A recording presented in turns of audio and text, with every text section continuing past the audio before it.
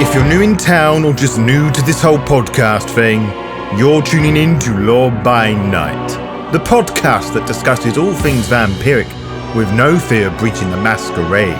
In this episode, we continue to unravel the mysteries behind the origins, motives, and cultures of the 16 ghostly guilds in the world of darkness. This episode will focus on the Monitors Guild and their Lifeweb Arcanos.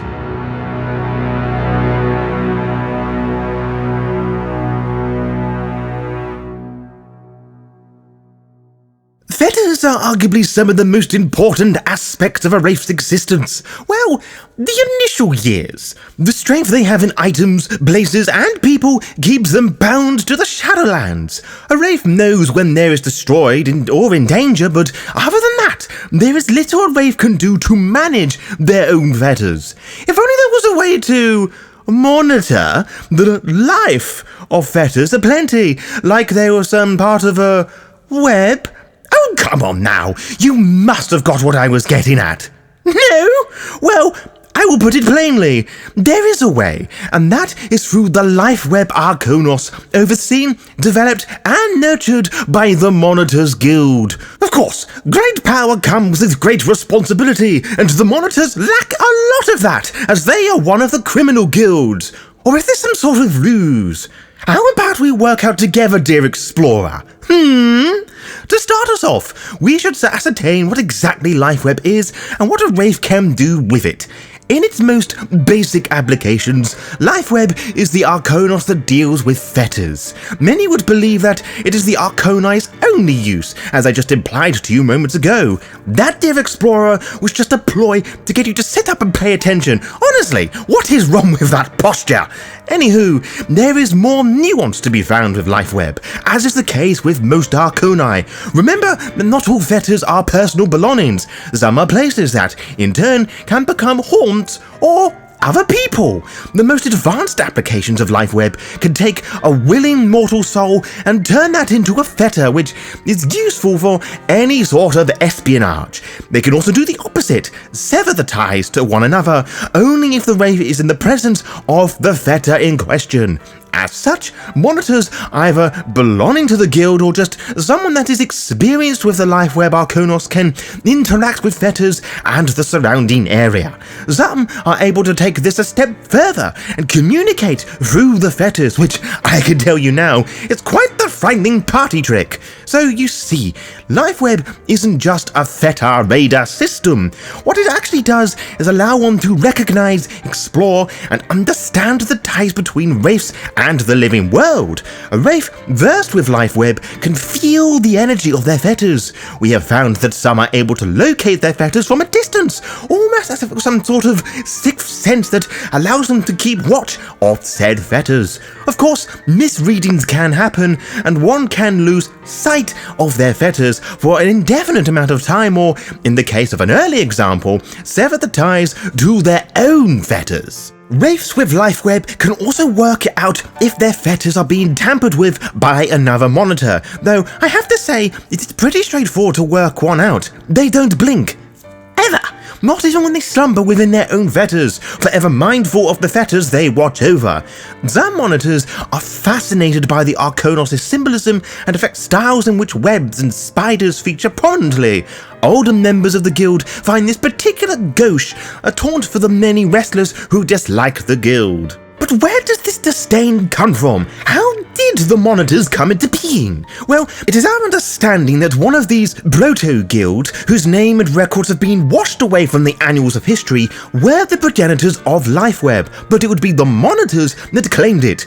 We could be wrong on this assumption, but as the guild has never been particularly organized or trustworthy, it would not surprise me at all if the monitors simply inherited the Arcanos, to put it nicely. Who knows, maybe you will be the one to discover the truth. It used to be believed that the monitors were never particularly vital to Stygian society, at least when compared to the likes of the pardoners, maskers, and artificers. Their ties with the mortal realm stopped them from getting more acknowledgement from the hierarchy.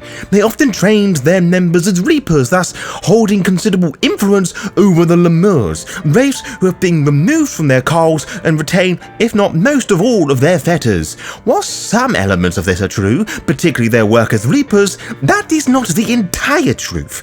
We know the modern incarnation of the Modern Guild can be dated back to the early days of the Byzantine Empire, so we're talking somewhere in the 330 AD period, where mortal turmoil reflected the state of living in the Shadowlands, which made things very difficult for wraiths to personally watch over their fetters. The Stygian nobles, however, had no problem, as they had the first monitors at their beck and call, who only worked for them exclusively. When the guild numbers swelled, the monitors welcomed the oboli of the commoner wraith. As the monitors became more popular, expanded their numbers, and made refinements to Lifeweb, the guild rapidly insinuated itself in every aspect of Stygian society. It was foolish not to have the monitor on your side as your personal blackmailer for hire. The monitors reveled in this and started to apply such leverage for their own agendas, abandoning their upper class roots for the pursuit of a personal and guild power.